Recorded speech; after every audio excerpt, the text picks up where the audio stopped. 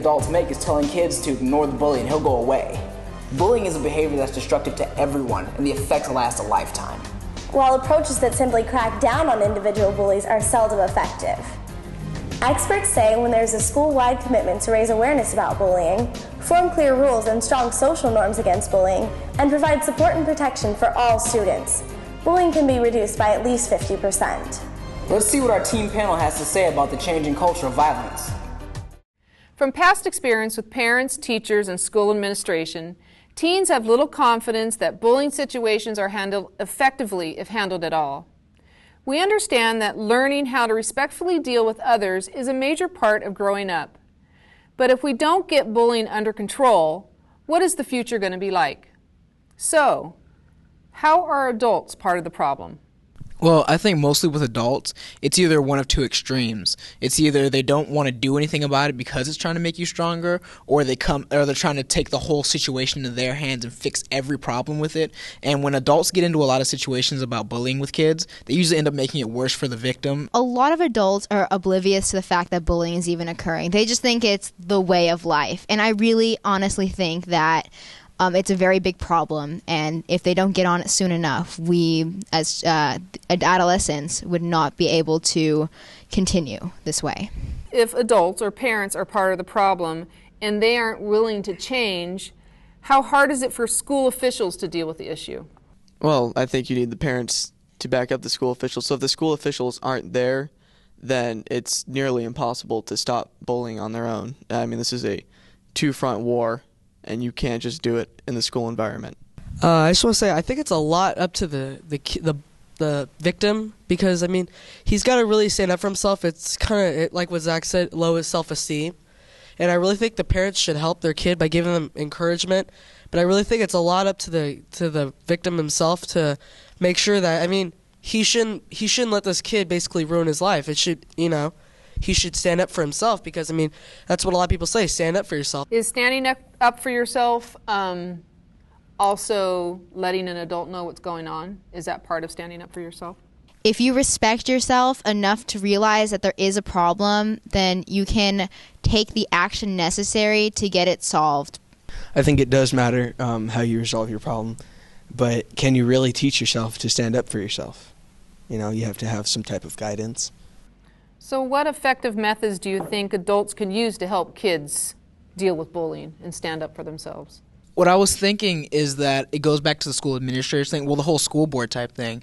All the extracurricular activities that I thought that schools used to have, like all the clubs, dramas, and all those types of things, I think those always help kids' confidence. And when you have kids that have confidence in themselves, it's easier to make friends that do those same things like those clubs. And the more people that are friends with each other, the less chance you have of being bullied. So maybe it's not just parents' fault at the time. Maybe some of these schools and people should start in outside activities, I believe that high schools and middle schools and now elementary schools, they have a lot of little organizations that get students together, and just having that second family, just having those friends, that really helps a lot of people. Even if you're, the wallflower, you still have people you can relate to and people you can, say hi to in the hall. So what do you guys think is the best way to help kids cope with the bullying situation at school? You sort of brought in some points about having more clubs. Should schools teach kids about morals and ethical behavior like discipline, respect, confidence, responsibility towards each other? Should that be a part of school curriculum? I guess you can bring in the curriculum of teaching respect and such, but, those that already do believe in respect and know how to do it won't take it, already take it to heart, but those that don't take it seriously won't take it to heart, and they'll keep bullying. They'll just blow it off as whatever. The kids who don't necessarily respect people outside of their home, maybe that's because they have a hard home life. Maybe because it's in their house, it's fight with mom and dad to, survive.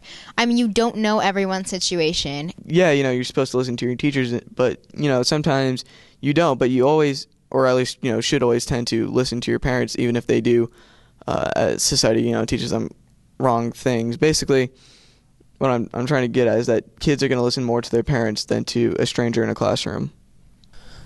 I totally agree with you on that, and that's why I think if we're going to teach them at a young age, then we should take it to the parents as well, not just the kids. Should teachers be required to pass a course on conflict resolution as part of their accreditation so they understand how to deal with the situation? I personally think teachers should get the accreditation, but to be honest, teachers are very biased. They like to side with the more popular crowd. You know, they don't want to go against the majority because they need the respect as well. So I think that if they establish that in the beginning of the year, that they are the dominant person in the classroom and get the accreditation to, solve any problems peacefully, then that whole problem right there could be eliminated. It's motion, just like a river runs, it pulls out a little dirt at a time and it changes path. We've got to start pushing it a little bit so that the ball will get rolling somewhere. So going back to schools, they do have bullying policies in place and they do have laws, but why are these policies not working? Honestly, I could not tell you my school's first rule in bullying. I have no idea. Our school believes in zero tolerance, which I know, right? Zero tolerance policy, and it is the worst policy I've ever heard of in my life because it does not work. I think the problem why it's not working is no one wants to enforce the rules. No one wants to take that time and the effort. And when they do the time and the effort, the punishment isn't fitting the crime. It's picking up trash or staying after school. Okay, so why do we feel the need to judge other people? I think a lot of people they feel the need because they go, well, I'm going to, because maybe they feel a little bit insecure about themselves, as a person. And then they go, I'm going to look at that person and point out what they have wrong so I don't feel half as bad about myself. I deeply believe that people bully other people because they're bored. They have nothing better to do. Because if you had something better to do, like you had to go somewhere, you wouldn't take the time to sit there and make fun of somebody. If you had something to do, like you wanted to do something, you wouldn't be thinking to make fun of another person, I think boredom manifests itself into violence. And violence isn't always violent as in physical violence. It's mental violence. It's emotional violence. It's verbal violence, Adding on to what you said about they have nothing better to do, a bully, I think when people are busy, they get into more stuff in their life.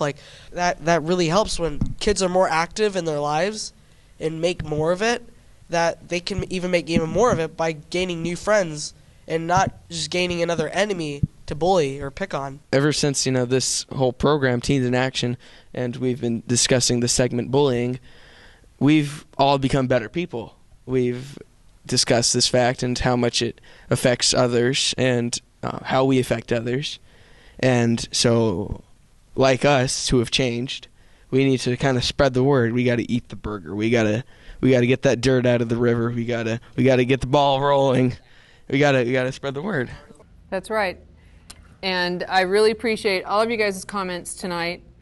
And I hope that this discussion continues out into your schools and into your family and with your friends. So I thank you guys for being here tonight.